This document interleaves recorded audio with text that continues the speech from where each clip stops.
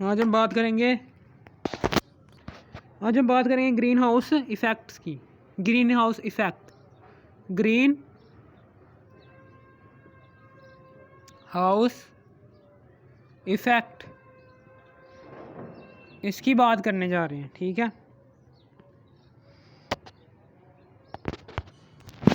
आज हम बात करेंगे ग्रीन हाउस इफ़ेक्ट की कि कार्बन डाइऑक्साइड जो सा होता है, कि कार्बन डाइऑक्साइड है वो वाटर के साथ रिएक्ट करता है और क्या बनाता है, वाटर वेपर्स। ठीक है ना, ये दोनों जोन से हैं, ये दोनों, इन दोनों की परसेंटेजेस जोन सी हैं, ये एटमॉस्फेयर के अंदर 0.03% और फिर उसके बाद 0.03, ठीक है ना, 0.03% ये है और 0.001% इसकी ये है वाटर वेपर्स की।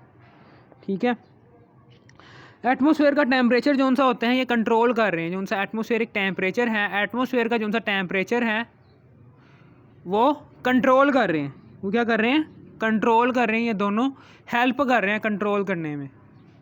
ठीक है ना, इसको कंट्रोल करने में हेल्प कर रहे हैं। ठीक है, और फिर उसके बाद अब हम आगे बात करते हैं इसकी, किसकी बात करने जा रहे हैं, इसकी, ये जोन सा है यहाँ पर कि सन जोन सा है, सूरज जोन सा है, ये सन है। ठीक है ना, यहाँ से ये हीट रेज आती हैं और इंफ्रारेड और क्या आती हैं, विजिबल रेज। ये क्या है, ये विजिबल रेज हैं। ठीक है ना, ये क्या है, ये विजिबल रेज हैं और ये क्या है, ये हीट रेज हैं। ये दोनों आती हैं इधर।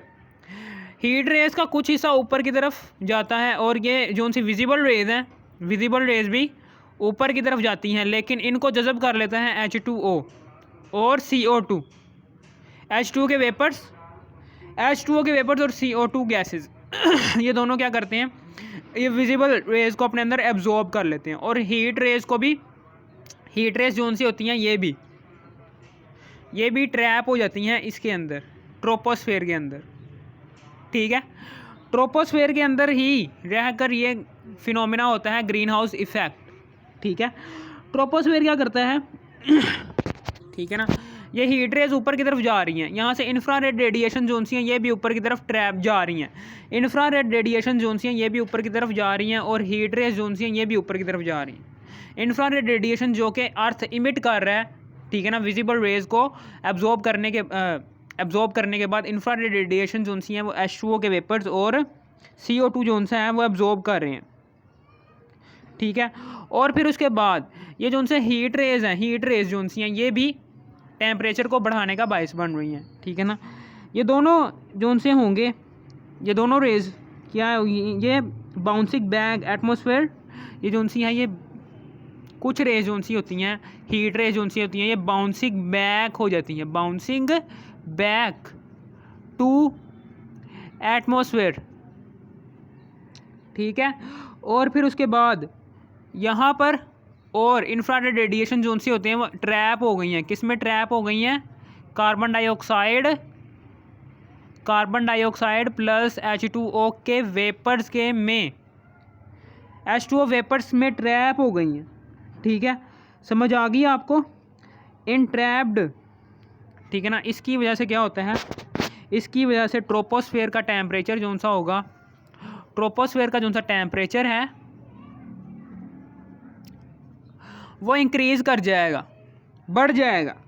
ठीक है, आप ये कह सकते हैं कि वार्मिंग इफ़ेक्ट जो सा होगा, इसकी वजह से वार्मिंग इफ़ेक्ट प्रोड्यूस होगा। वार्मिंग इफ़ेक्ट क्या मतलब, गर्माइश प्रोड्यूस होगी, गर्म होना, वार्मिंग इफ़ेक्ट प्रोड्यूस होगा। वार्मिंग इफ़ेक्ट किसे हम कहते हैं कि गर्म होना किसी चीज़ का, तो इस वार्मिंग इफ़ेक्ट को हम क्या कहते हैं, इस वार्मिंग इफ़ेक्ट को हम ग्रीन हाउस इफ़ेक्ट कहते हैं। ठीक है, जो कि हमेशा ट्रोपोस्फेयर के अंदर ही होता है। ठीक है, समझ आ गई। और फिर उसके बाद ऐसे गैसेस जिसमें infrared radiations, green house gases की बात करेंगे। ग्रीन हाउस गैसेस क्या होती हैं, ये क्या होती हैं ग्रीन हाउस गैसेस, ऐसी गैसेस जिनमें इंफ्रारेड रेडिएशंस को जज़ब करने की ताकत हो। यानी कि जहाँ पर इंफ्रारेड रेडिएशंस क्या हो, जज़ब हो जाएं, एब्जॉर्ब हो जाएं। ऐसी गैसेस इंफ्रारेड रेडिएशंस कौन, इंफ्रारेड रेडिएशन जो उनसी एब्जॉर्ब हो जाए, किस में एब्जॉर्ब हो जाएं, उन गैसेस के अंदर कि जो इन्हें एब्जॉर्ब करने की ताकत रखती हैं, ठीक है ना, इंफ्रारेड रेडिएशंस को एब्जॉर्ब करने की ताकत रखती हैं।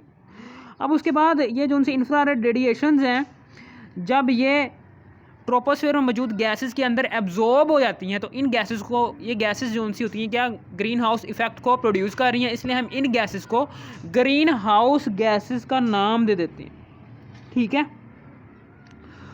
ओके, ठीक है। और फिर उसके बाद ये जो उनसे ग्रीन हाउस गैसेस हैं, ये नेचुरल ग्रीन हाउस इफ़ेक्ट जो उनसा होगा, नेचुरल ग्रीन हाउस इफ़ेक्ट जो उनसा है, नेचुरल ग्रीन हाउस इफ़ेक्ट जो उनसा है, ये ज़मीन पर ज़िंदगी को वजूद में करता है। यानी कि ज़मीन में जो उनसे ज़िंदगी आ रही है, ज़मीन में ज़िंदगी का बायस बनता है ये। क्योंकि अगर ये देखें ना कि अगर greenhouse gases, natural green house effect ही नहीं होगा, फॉर एग्ज़ाम्पल कि यहाँ पर हम ना ग्रीन हाउस इफ़ेक्ट प्रोड्यूस नहीं हो पा रहा, ठीक है ना, प्रोड्यूस ही नहीं हो रहा, तो ये अनहैबिटेबल हो जाएगा, हमारा जो उनसा वर्ल्ड है वो रहने के काबिल नहीं होगा, ठीक है ना, समझ आ गई। और फिर उसके बाद यहाँ पर टेम्परेचर जो उनसा होगा वो 20 डिग्री सेल्सियस, -20 डिग्री सेल्सियस से लेकर -40 डिग्री सेल्सियस तक पहुँच जाएगा, जो कि ज़िंदा रहने के लिए आज हम बात, ठीक है ना, अनहैबिटेबल हो जाएगा, जो उनसा हमारा वर्ल्ड है वो अनहैबिटेबल हो जाएगा, ठीक है, समझ आ गई यहाँ पर कि जो उनसा सन है, सन उनसा हीट है, ये सन जो उनसा है ये हीट रेस को खारिज कर रहा है और दो रेस को खारिज कर रहा है, एक तो हीट रेस और एक विजिबल रेज, ठीक है ना। हीट रेस जो उनसी होंगी ये वापस से एटमॉस्फेयर में चली जाती हैं और ये जो उनसी हैं ये H2O + CO2 इसमें ट्रैप हो जाती हैं, ठीक है ना। हीट रेस जो उनसी होती हैं ये वापस ऊपर की तरफ चली जाती हैं, यानी कि वापस ज़मीन की सतह से टकराने के बाद वापस एटमॉस्फेयर में वापस चली जाती हैं। लेकिन जो उनसी विजिबल रेज हैं ये क्या करती हैं, ये एटमॉस्फेयर से ज़मीन की सतह से टकराती हैं और ज़मीन से सतह से टकराने के बाद ऊपर की तरफ जाती हैं इंफ्रारेड रेडिएशंस की सूरत में। अर्थ विजिबल रेज को जज़ब करती है, जज़ब करने के बाद इंफ्रारेड रेडिएशंस खारिज करती हैं। इंफ्रारेड रेडिएशंस जो उनसी होती हैं ये ट्रैप हो जाती हैं किन में, वाटर वेपर्स में और CO2 में, ठीक है, समझ आ गई। इस तरीके से टेम्परेचर जो उनसा होगा वो क्या हो जाएगा, इंक्रीज़ हो जाएगा, टेम्परेचर इंक्रीज़ हो जाएगा ना कि डिक्रीज़, ठीक है ना। अगर ये विजिबल रेज, अगर ये H2O के मॉलिक्यूल्स और CO2 ना हो, फॉर एग्जांपल एटमॉस्फेयर के अंदर थोड़ी मिकदार में ना पाए जाए, तो फिर ये एब्जॉर्प्शन जो उनसी इंफ्रारेड रेडिएशंस की एब्जॉर्प्शंस और हीट रेडिएशंस जो उनसी हैं, हीट रेडिएशंस को ट्रोपोस्फेयर में ट्रैप करना और इंफ्रारेड रेडिएशंस की एब्जॉर्प्शंस जो उनसी, ये दो काम जो उनसी ये नहीं होंगे। जैसे ये दो काम नहीं होंगे तो टेम्परेचर डिक्रीज़ होता जाएगा और अर्थ जो उनसी अनहैबिटेबल हो जाएगी। लेकिन जैसे ही H2O के वेपर्स और कार्बन डाइऑक्साइड की मिकदार अल्लाह ताला ने उतनी बनाई है कि जितनी ये ट्रैप कर सके इंफ्रारेड रेडिएशंस को अपने अंदर, ट्रैप करने की वजह से इसका जो उनसा टेम्परेचर है ट्रोपोस्फेयर का वो बढ़ा देते हैं। ट्रोपोस्फेयर एटमॉस्फेयर की सबसे निचली लेयर होती है, उसका टेम्परेचर बढ़ा देते हैं, जिसकी वजह से हम कह सकते हैं कि अब जो उनसा टेम्परेचर हो गया है वो बढ़कर 15 डिग्री सेल्सियस तक पहुंच गया। अब ये टेम्परेचर बढ़ने से क्या होगा, ठीक है ना, यानी कि नेचुरल ग्रीन हाउस इफ़ेक्ट जो उनसा है, नेचुरल ग्रीन हाउस इफ़ेक्ट जो उनसा है वो टेम्परेचर रखता है 15 डिग्री सेल्सियस, ठीक है। इसे हम कहते हैं एवरेज टेम्परेचर जो उनसा है वो प्रोवाइड करता है ग्रीन हाउस इफ़ेक्ट, किसको, ट्रोपोस्फेयर को, due to water vapours and carbon dioxide की एब्जॉर्प्शन, इंफ्रारेड रेडिएशंस की एब्जॉर्प्शन की वजह से और हीट एनर्जी जो उनसी हीट रेज जो उनसी हैं ये ज़मीन से टकराने के बाद वापस ऊपर की तरफ उठती हैं, वो भी टेम्परेचर को बढ़ाती हैं एटमॉस्फेयर का, ठीक है। समझ आ गई आपको, ये हो गया हमारा आज का टॉपिक क्लियर। अगर आपको यहाँ पर थोड़ी सी भी समझ आ गई हो तो इस वीडियो को सब्सक्राइब और लाइक भी कर देना, ठीक है। Okay, good bye, thanks for watching me. ठीक है, अब आगे हम बात करेंगे ग्लोबल वार्मिंग की, ठीक है। Good bye.